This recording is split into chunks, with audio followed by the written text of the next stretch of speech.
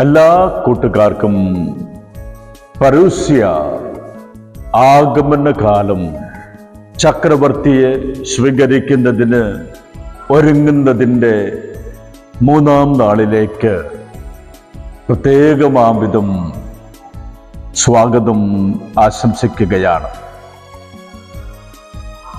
ഇന്നത്തെ നമ്മുടെ ചിന്ത, എന്തുകൊണ്ടാണ് നാം പരൂസ്യ നടത്തേണ്ടത്, അല്ലെങ്കിൽ ചക്രവർത്തി എഴുന്നള്ളുമ്പോൾ സ്വീകരിക്കാൻ നാം നമ്മെ തന്നെ ഒരുക്കേണ്ടത്? നമ്മുടെ കത്തോലിക്ക വിശ്വാസത്തിൻ്റെ അടിസ്ഥാനത്തിൽ നാം ഇന്ന് ചിന്തിക്കുന്നത് മരണത്തെക്കുറിച്ചാണ്. ഈ ലോകത്തിലുള്ള എല്ലാ മനുഷ്യരും അംഗീകരിക്കുന്ന ഒരു യാഥാർത്ഥ്യമാണ് മരണം.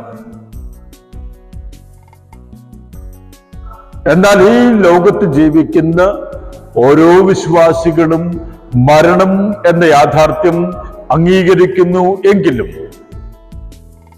മരണത്തിൻ്റെ അപ്പുറത്ത് ഒരു ജീവിതമുണ്ട് എന്ന് ചിന്തിക്കുന്നവരാണ് പൊതുവെ ഈ ലോകത്തിൽ ജീവിക്കുന്ന ഏത് മതസ്ഥരായിരുന്നാലും.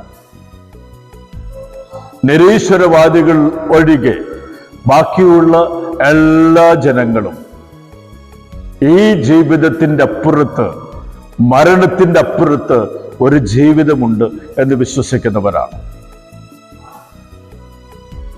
തത്വചിന്തകന്മാരും ദൈവശാസ്ത്രജ്ഞന്മാരും പലവിധമായ അവരുടേതായ ചിന്തകൾ അനന്തര ജീവിതത്തെക്കുറിച്ച് പഠിപ്പിക്കുന്നുണ്ട്, പ്രചരിപ്പിക്കുന്നുണ്ട്. ഒരു ക്രിസ്ത്യാനിയെ സംബന്ധിച്ചിടത്തോളം, ഒരു ക്രിസ്തുവിൽ വിശ്വസിക്കുന്ന ഒരു വ്യക്തിയെ സംബന്ധിച്ചിടത്തോളം മരണം എന്നുള്ള യാഥാർത്ഥ്യം ജീവിതത്തിന് മാറ്റം വരുന്ന ഒരു യാഥാർത്ഥ്യമാണ്. ഈ ജീവിതത്തിന് മാറ്റം വരുന്ന യാഥാർത്ഥ്യം ആണ് എന്ന രഹസ്യം ദൈവത്തിന്റെ വചനത്തിലൂടെ തന്നെ നാം കടന്നു പോകുമ്പോൾ മനസ്സിലാക്കുന്ന ഒരു യാഥാർത്ഥ്യമാണ്.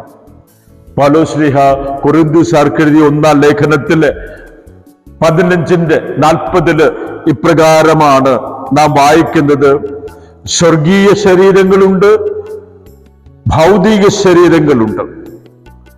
സ്വർഗീയ ശരീരങ്ങളുടെ തേജസ് ഒന്ന്, ഭൗമിക ശരീരങ്ങളുടെ തേജസ് മറ്റൊന്ന്.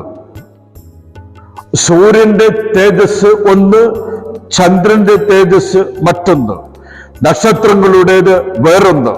നക്ഷത്രങ്ങൾ തമ്മിലും തേജസ്സിന് വ്യത്യാസമുണ്ട്. അങ്ങനെയാകുമ്പോ പൗലോസ് അപ്പോസ്തലന്റെ ജീവിതാനുഭവം പറയുന്നത് ശരീരം ഉയർത്ത് വരേണ്ട ഒന്നാണ്. പൗലോസ് ശ്ലീഹ പഠിപ്പിക്കുന്നുണ്ട്, ക്രിസ്തു ഉയർത്തിട്ടില്ല എങ്കിൽ നമ്മുടെ ജീവിതം കൊണ്ട് ഒരർത്ഥവുമില്ല. ഈ ജീവിതത്തിന് മാറ്റം വന്ന് ക്രിസ്തുവിനോടൊപ്പം ചേരുന്ന ഒരു ജീവിതമാണ് നമ്മുടെ ജീവിതമെന്ന യാഥാർത്ഥ്യം കർത്താവ് തന്നെ ഈ ലോകത്തായിരുന്നപ്പോൾ പഠിപ്പിച്ചിട്ടുമുള്ള യാഥാർത്ഥ്യമാണ്. എന്റെ പിതാവിന്റെ ഭവനത്തിൽ അനേകം വാസസ്ഥലങ്ങളുണ്ട്, ഇല്ലായിരുന്നെങ്കിൽ ഞാൻ നിങ്ങൾക്കൊരു സ്ഥലം സജ്ജമാക്കാൻ പോവുകയാണെന്ന് ഞാൻ നിങ്ങളോട് പറയുമായിരുന്നു. ഞാൻ പോയി സ്ഥലം, ഭവനം സജ്ജമാക്കി കഴിയുമ്പോൾ വീണ്ടും വന്ന് നിങ്ങളെ കൂട്ടിക്കൊണ്ടു പോകും. അതെ, ഈ ലോകത്തിൽ ആയിരിക്കുന്ന ഓരോ മനുഷ്യനും ഈ ലോക ജീവിതത്തിന് ശേഷം മറ്റൊരു ഇടത്തേക്ക് പോകുന്നു എന്ന യാഥാർത്ഥ്യം, കൊണ്ടുപോകുന്നു എന്ന യാഥാർത്ഥ്യം, അല്ലെങ്കിൽ ഈ ലോകത്ത് ജീവിക്കുന്ന ഓരോ മനുഷ്യനും ഈ ലോക ജീവിതം കഴിഞ്ഞ് മറ്റൊരു ജീവിതത്തിലേക്ക് കടന്നു പോകേണ്ടവനാണ് എന്ന യാഥാർത്ഥ്യം തന്നെയാണ് പൗലോസ് ശ്ലീഹ നമ്മെ ഉദ്ബോധിപ്പിച്ചത്. സ്വർഗീയ ശരീരങ്ങളുണ്ട്, ഭൗമിക ശരീരങ്ങളുണ്ട്. കർത്താവായ യേശു മരണത്തിന് ശേഷം ഉയർത്തെഴുന്നേറ്റപ്പോഴും കർത്താവ് യേശുവിനെ മനസ്സിലാക്കാതെ പോകുന്ന വ്യക്തികളെ നാം കാണുന്നുണ്ട്. മഗ്ദലേന മറിയം അത് തോട്ടക്കാരനായിരിക്കുമെന്ന് വിശ്വസിച്ചുകൊണ്ട് സംസാരിക്കുന്നുണ്ട് യേശുവിനോട്. കാരണം യേശു ഉയർത്തതിന് ശേഷം യേശുവിന്റെ ശരീരം രൂപാന്തരീകരണം സംഭവിക്കുന്നു. യേശുവിന്റെ ശരീരം മഗ്ദലേന മറിയം ഈ ലോകത്ത് മജ്ജിയായി പിറന്ന യേശുവിനെ അല്ല പിന്നെ കാണുന്നത്. ആ ശരീരത്തിന് അതാണ് പൗലോസ് ഇടഭാഷയിൽ പറഞ്ഞാൽ സ്വർഗീയ ശരീരവും ഭൗമിക ശരീരവും. ഈ ലോകത്ത് ജീവിക്കുന്ന നമ്മുടെ ഈ ഭൗമിക ശരീരം നഷ്ടപ്പെട്ട് കഴിയുമ്പോൾ നാം സ്വർഗീയ ശരീരത്തിന്റെ വക്താക്കളായി മാറും. അതുകൊണ്ട് തന്നെയാണ് പരൂസിയ ചക്രവർത്തിയായ യേശുവിനെ സ്വീകരിക്കുവാൻ ഞാൻ ഒരുങ്ങുമ്പോൾ എൻ്റെ തന്നെ ഭൗമിക ശരീരം സ്വർഗീയ ശരീരമായി ഒരു രൂപാന്തരീകരണം സംഭവിക്കേണ്ടതാണ് എന്ന യാഥാർത്ഥ്യം നമുക്ക് ഒരിക്കലും മറക്കാതിരിക്കാം. ആ ശരീരം ഭൗമിക ശരീരത്തിൽ സ്വർഗീയ ശരീരത്തിന്റെ അംശങ്ങളുണ്ട് എന്ന വലിയ രഹസ്യം ഈ പരൂസയിൽ നമ്മെ ശക്തിപ്പെടുത്തട്ടെ. ആമേൻ.